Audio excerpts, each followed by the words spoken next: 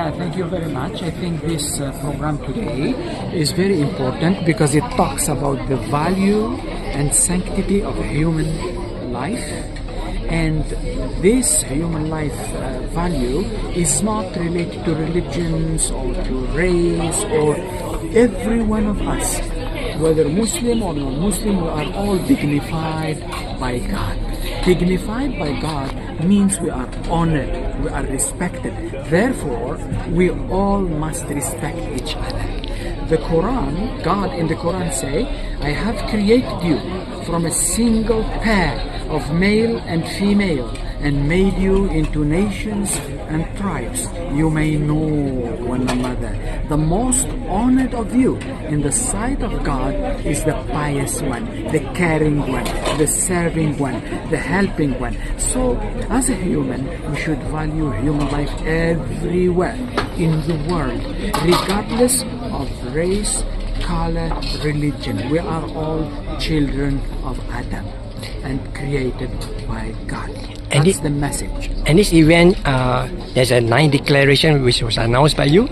Yes, the declaration that we did today, it's a declaration to be sent to all parties, including the United Nations, including all the bodies, the concerned people, those who are standing for humanity and the value of human life. We should stand for human life.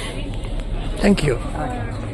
Yeah, so with the help of the Almighty, we are Jewish people. We observe the Torah because we are following the Torah. Therefore, we are opposed to the Zionist state of Israel, their occupation. It's against the Jewish religion. God should help inshallah free Palestine. With the help of the Almighty, my name is Rabbi Yisrael David Weiss of Neturei Karta, Jews United Against Zionism. And we are here in Malaysia because there's a conference to support freedom in Palestine, the stopping of the terrible injustice, the genocide that's happening in Gaza. And therefore, as Jews, we feel it is our obligation to come and to let the world know that because we are Jews, we oppose the terrible genocide in Gaza. We oppose the existence of the state of Israel. Their occupation of Palestine is criminal. My religion, Judaism, is totally in opposition to this. We are not, as Jews, allowed to have, since 2,000 years ago, since the destruction of the temple, we're not allowed to have our own sovereignty. Our religion is 3,000 years old to be subservient to God. Zionism is a political nationalist movement. It started a little over 100 years ago, and they're using the religion. They're masquerading in Judaism to say they can take the land. It's false. We can't have a state. And certainly we're not allowed to kill or steal. So they're stealing and killing to create the state. We are crying and hurting with the people of Palestine and Jews around the world, in Al-Quds, in Jerusalem, in the United States, around the world. The ones who are true to Judaism says to the world, please do not support this genocide. Do not support the existence of the state of Israel. We have to remove, God help, speedily and peacefully, the Zionist state of Israel, and then we can live together in peace and harmony with the free Palestine. And in your speech just now, you said you will be going to New York? We live in New York. I live in New York. Yes. So when will you be going to New York? With God's help, from tomorrow. Tomorrow is Wednesday. Yeah. Today is Wednesday here. Yeah, So, Thursday. okay. Right, thank you.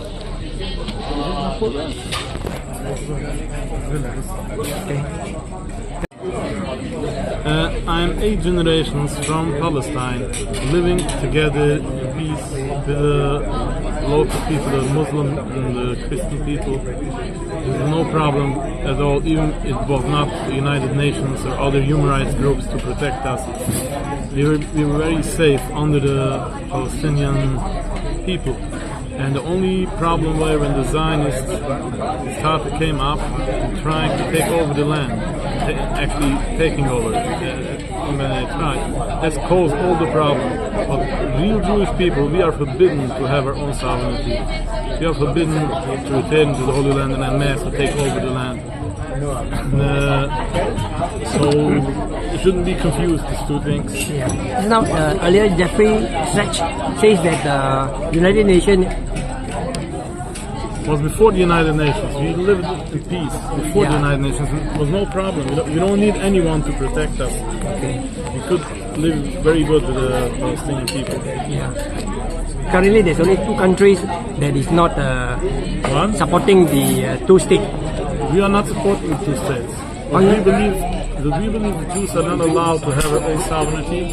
We're not allowed to have our own land, even without killing and stealing. But definitely we're not allowed to But kill the and United steal. Nations, are they going for the two-state? The United Nations is working on two states. It's not, even Jewish religion forbids. Okay, all right. All right, thank you. Are you... But certainly maybe a very big activist like me, maybe if I would, they would not allow me in or they would arrest me. But I don't care. I don't go there. I don't go there because in principle, I don't want to give any acknowledgement. Yeah, to show I have to go passport and they say okay. I don't go to them. I don't want to be under their control altogether. But it's possible that I would get arrested or whatever. But yes, well, who cares? I don't go there. With God's help, we believe, first of all, everybody has to know the diagnosis of what the problem is. The first thing is there has to be a clarity that it's not a religious conflict between Muslims and Jews, the occupation of Palestine, or between Israel and Palestine and the Palestinians. It's not because it's a religious conflict between Islamic people and Jewish people. It's simply an injustice of a group, a nationalist movement called Zionism that came along and decided to take the land away from the Palestinians. It's nothing to do because of a different religion. The very religious Jews lived there for hundreds of years in Palestine, together with the Muslim people. It wasn't a problem, even though we have a distinctly different religion. So that's the first issue. And it's not justified or accepted according to the Jewish law to have a state of Israel, even in an uninhabited land, but certainly not by killing or stealing. So that's the world going in unfortunately following a false narrative of the Zionists that they claiming that it's religious conflict, that the Palestinians hate the Jews. It's all vile and not true. Once we understand that, then the world will be able to come to a peaceful, hopefully, because if we understand what the problem is, then the world would say that they wouldn't stand by silently. They would say it's an injustice to do what they're doing to the Palestinian people. And so therefore we're quite convinced that with God's help there would be a peaceful solution once the world understands what the problem is. And the truth is, if you look at history, Jews always lived together in peace with the Muslims. So what's the problem? The only problem is occupation. Remove occupation, you will live in peace, inshallah. Thank you.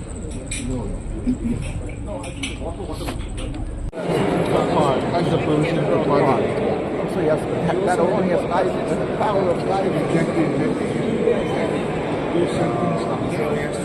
Yeah, I think they say yes because there's a Palestinian ground like Bethlehem.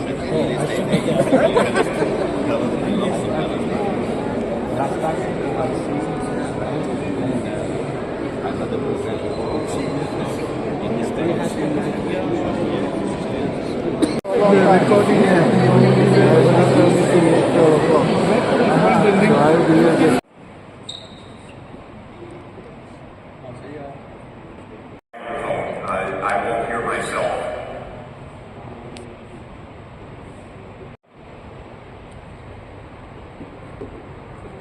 Thank you for the invitation. But I'm still hearing a very bad echo coming back to me. Please let me know if you have difficulty hearing me. Thank you very much for your conference. Thank you very much for allowing me to make a brief intervention. Of course, almost all of the world is aghast and horrified at the genocidal actions by Israel in Gaza in recent months. The death toll in tragic. The destruction of institutions, the universities, the hospitals, the schools, the clinics has been deliberate and comprehensive. The murder of journalists and UN staff and health workers has been deliberate and massive. These are pervasive war crimes. They are completely unacceptable according to every standard of decent and civilized behavior, and they have absolutely, also the countries of the Organization of Islamic Cooperation, issued a statement that was very clear in the Riyadh Declaration saying that there must be two states living in peace side by side with a normalization of relations. And in this process, the Arab countries, together with many other supporting countries, brought forward the proposal for Palestine's immediate admission to the United Nations as the 194th UN member state. Note that 140 countries already recognize the state of Palestine as a nation, but it is not a member state of the UN because the United States has blocked Palestine's membership until today. So the proposal for Palestine's membership, which had first been taken up in 2011 and was blocked by the United States at that time, was taken up again in early 2024. And there was overwhelming support in the UN Security Council to admit Palestine on the 1967 borders, that is the June 4, 1967 borders, as member state of the UN. It would have passed the UN Security Council, and Palestine wouldn't be a member today, except that the U.S. vetoed that. So the U.S. and Israel stood against worldwide opinion. Then the issue went to the UN General Assembly, where there was, again, an overwhelming vote, 142 countries in favor, 9, including Israel, the United States, and a handful of other countries against Palestine's membership in the UN. But that vote was only an advisory vote, not a definitive vote. It advised the UN Security Council to take up this issue and to admit Palestine again. Where do we stand? We stand with a world that is nearly united for the two-state solution, in which an independent, sovereign state of Palestine would become the 194th UN member state. It would live alongside Israel. The two countries would not like each other or trust each other, but they would live side by side under a peace agreement that would be backed by the UN Security Council and by the UN General Assembly. The war, the violence, the destruction of the apartheid regime would come to an end. I believe that we are not far from this agreement, which may seem paradoxical, but the reason I believe we are not far from it is that it is the unified view of the entire world, except for two countries, and that is Israel and the United States. Accept the Palestinian state, and it has recently voted in its parliament against ever accepting a Palestinian state. But this solution should be imposed on Israel, not based on Israel's agreement. Israel should not have a veto over a Palestinian state. Israel should not have a veto on the end of an apartheid regime. This should be a decision of the UN. So one country now basically stands between that agreement and its realization, and that is the United States. Now, up until now, the U.S. has steadfastly supported Israel despite global public opinion united against. But I think that there are two reasons why the United States also can be push, encourage, led to the right outcome. On the one side is the global diplomatic isolation the United States now faces, because the U.S. is Israel's only supporter in opposing the two-state solution. Even the United States, in a very weak way, says it supports the two-state solution, but in practice, it supports Israel's opposition to it. So, first is global diplomacy. The United States does not want to see all of the global diplomacy come to oppose the U.S. itself, with China, with Russia, with all of the Islamic world, 57 nations, with all of Africa, and so forth, taking a stand against the U.S. position. But it's also true inside the United States that the American people, the average people watching these horrible events, have come clearly to state that Israel is in the wrong, that there needs to be peace, that Israel's violent war on the people of Palestine is unjustified, and that the United States should not be complicit in genocide. The U.S. security state into a change of policy, and it is the change of policy that will bring about the two-state solution. So I, at least, am working every day, myself, in advocacy to try to bring about two states living side by side, a state of Palestine, UN member state, fully sovereign, with capital in East Jerusalem, control of the Islamic holy sites, as the way to end what is otherwise indefensible process of violence, cruelty, and war crimes. I believe that this can come quickly, and more voices around the world are raised in support of this practical, fair, and achievable solution. The faster we will have peace, and the faster we will end the bloodshed and recognize the sanctity of human life and human well-being for all. So I thank you for letting me share these brief thoughts with you, and I turn it back to you.